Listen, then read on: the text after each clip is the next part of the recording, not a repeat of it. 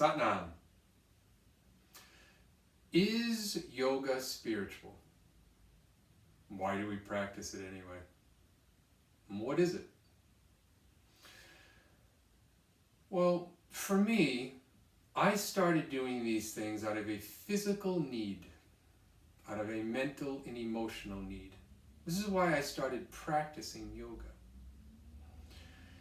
And I used to say that, hey, I'm going to go out and do yoga. I'm going to go do some yoga.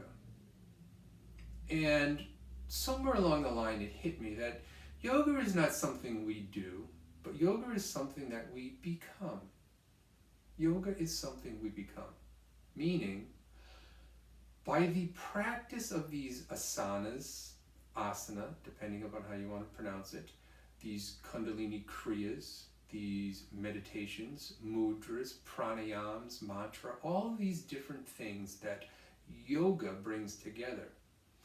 Really, it filters down to doing one thing and one thing in particular, is that it makes you more centered. It makes you healthier. Your physical body works better. Your mental body works better.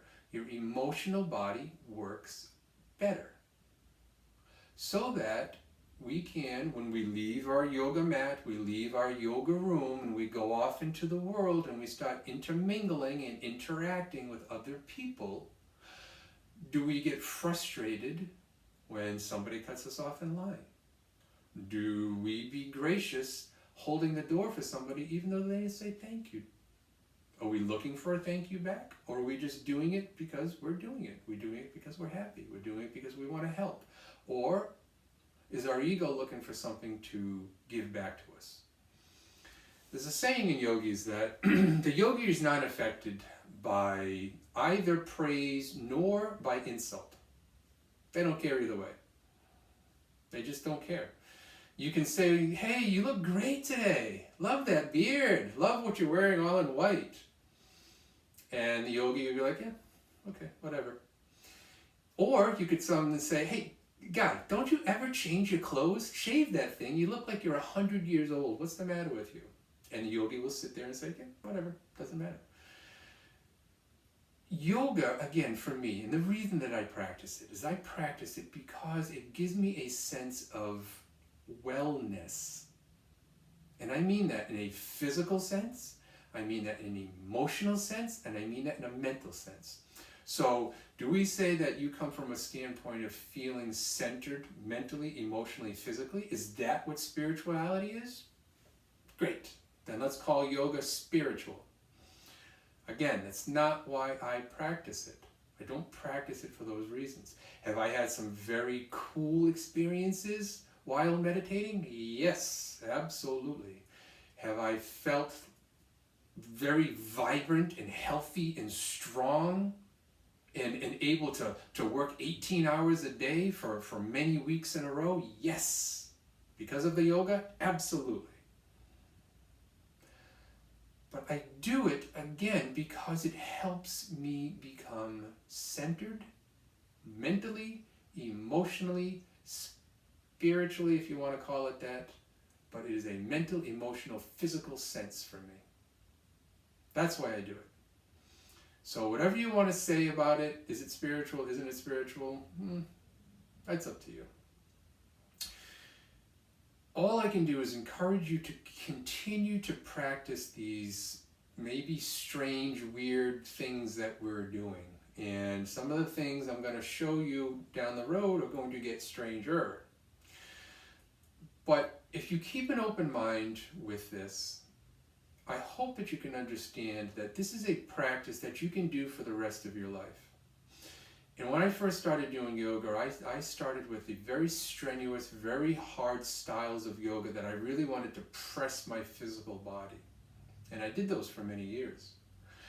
And then somewhere along the line, I understood to myself, I'm like, you know what? I want to be able to do something that I can do for the rest of my life. Not that Kundalini Yoga is easy, because it ain't.